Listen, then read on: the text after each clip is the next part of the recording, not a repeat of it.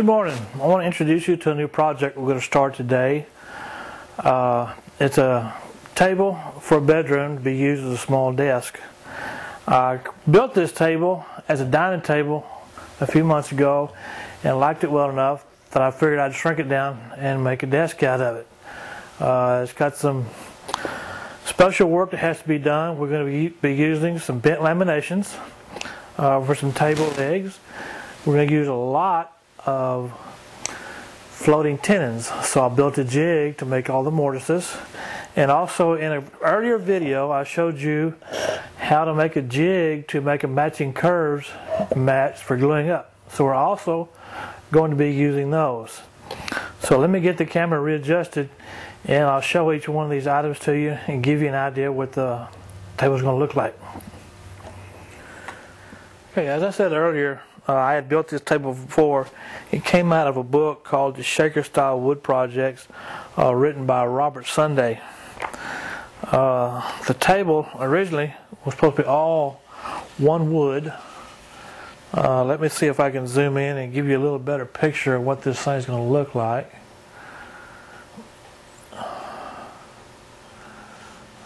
Okay, but I made some changes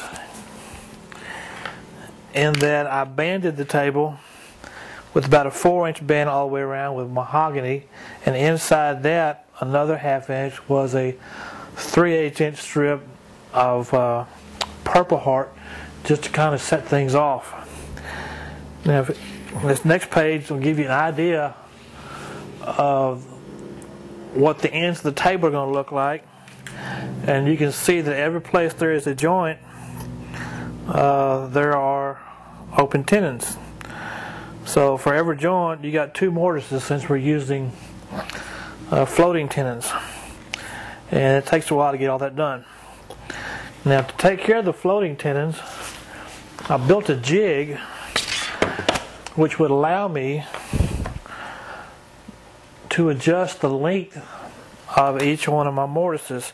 All the mortises are going to be the same width, but the lengths are going to change. So being able to slide this out using these bolts, I can make the mortise as long as I need to.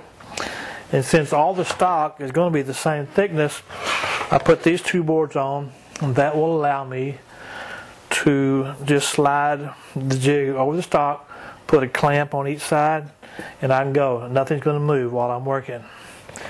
Now, I also said we had bent laminations. In a previous video, I showed how to build bent lamination forms, and these are the forms that I had for the original table.